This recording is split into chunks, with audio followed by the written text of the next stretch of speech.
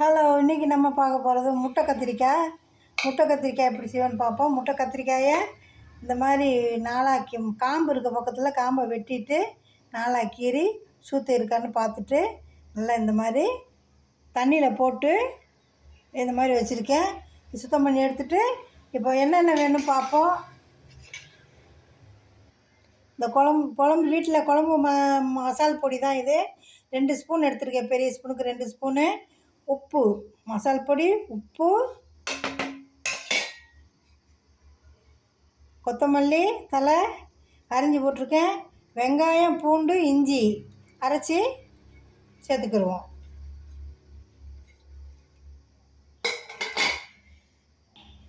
புளியை நல்லா கொஞ்சமாக தண்ணியில் நனைய போட்டு இப்படி பிழிஞ்சிக்கிடுவோம். அவ்வளோதான், இவ்வளோதான் வேணும். இப்படி கொஞ்சமாக பிழிஞ்சிக்கிடுவோம். இப்போ நல்லா பிசைஞ்சிருவோம். பாருங்கள், அளவாக தண்ணி ஊற்றாமல் இதில் நம்ம வச்சுருக்க பொருள் என்னென்ன சேர்த்துருக்குமோ அதில் இருக்க தண்ணி வச்சாவும் இந்த மாதிரி பிசைஞ்சாச்சு. இப்போ இதில் டஃப்பிங் பண்ணும்போது கத்திரிக்காய் டஃப்பிங் பண்ணும்போது கத்திரிக்காயிலேருந்து தண்ணி வரும். இப்போ பாருங்கள், கத்திரிக்காயை இந்த மாதிரி எடுத்துகிட்டு நாலா பக்கமும் இந்த மாதிரி பாருங்கள், இப்படி இந்த மாதிரி நிறச்சிடணும். நிறச்சிட்டு ஒரு சைடில் வைப்போம். இந்த மாதிரி எடுத்துகிட்டு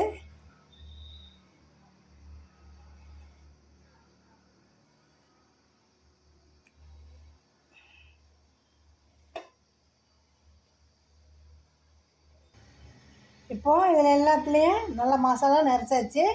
இப்போ இதை நம்ம சிம்மில் வச்சு நல்லா வதக்க போகிறோம். ஸ்டவ் பற்ற வச்சுட்டு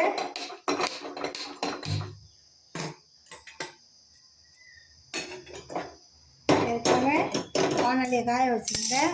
இப்போ எண்ணெய் ஊற்றிடுவோம். நான் நல்லெண்ணெய் யூஸ் பண்ணுறேன். நீங்கள் உங்களுக்கு பிடிச்ச எண்ணெய் எந்த எண்ணெயோ அந்த எண்ணெயை யூஸ் பண்ணுங்கள். கொஞ்சம் நிறையவே எண்ணெய் ஊற்றுவோம். எண்ணெய் ரொம்ப தேவைப்படாது. இப்போ இதில் எண்ணெய் நல்லா காஞ்ச உடனே இந்த டஃப்பிங் பண்ண இந்த பிரிஞ்சலை நம்ம இதில் அடிக்கிற போகிறோம். பிரிஞ்சல் நல்லா வச்சு இந்த மாதிரி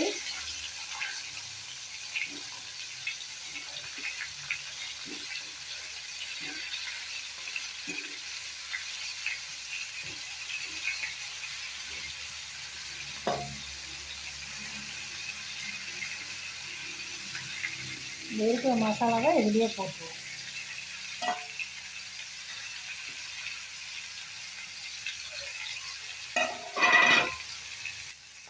நேர்களை இப்போ நம்ம ரெடி திருப்பி விடுவோம்.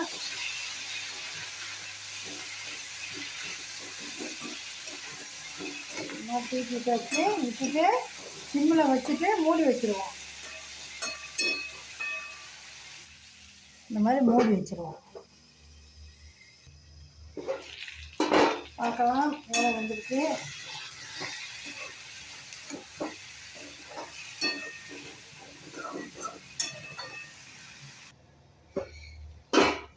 பாருங்கள், சிம்மில் மெதுவாக வந்துட்டுருக்கு. இன்னும் வேகணும். 2-3 தடவை இந்த மாதிரி வேகாத பக்கமெல்லாம் பார்த்து நம்ம இப்படி சுற்றி விடணும். வேகாத பக்கத்தை பார்த்து இப்படி சுற்றி விடணும். அப்படி சுற்றி விட்டு இப்போ எப்பயும் மூடி வச்சுட்டு இருந்தால் பைய வேகட்டும். இப்போ நல்லா வெந்துருச்சு. வெந்தது எப்படி தெரியும்னா, நம்ம இந்த லேசாக இப்படி இடித்து பார்க்கணும். இப்படி இடித்து பார்த்தா பாருங்க நல்லா உள்ளே போகுது. அப்போ இது வெந்துருச்சு, நல்லா வெந்துருச்சு. அப்படி வெந்தாலும் கூட நம்ம கடைசியில் இந்த வானலியோட சூட்லேயும் வச்சு மூடி வச்சிடணும். ஸ்டவ் ஆஃப் பண்ணிவிட்டு மூடி வச்சிடணும். பாருங்கள், இப்படி நம்ம இதையும் சோறில் போட்டு பேசி சாப்பிட்டாலும் சரி, இல்லை தயிர் சோறு, மோர் சோறு, ரசம் சோறுக்காக வேண்டி சைட் டிஷ்ஷாக வச்சுக்கிட்டாலும் சரி. வானலி ஆஃப் பண்ணிடுவோம். ஸ்டவ் ஆஃப் பண்ணிடுவோம். ஆஃப் பண்ணிவிட்டு மூடி வச்சுட்டு அதோட சூட்லேயே நல்லா இன்னும் வெந்துக்கிறோம். இப்போ பாருங்கள்,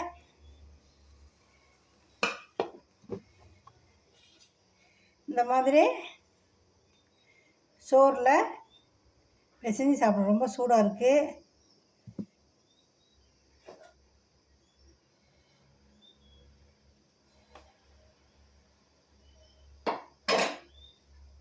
இந்த மாதிரி சோறில் பிசைஞ்சு சாப்பிடலாம்.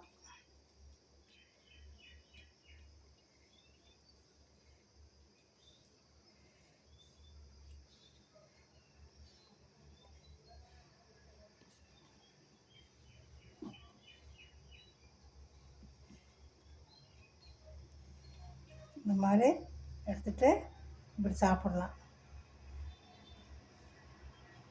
தேங்க்யூ ஃபார் வாட்சிங்.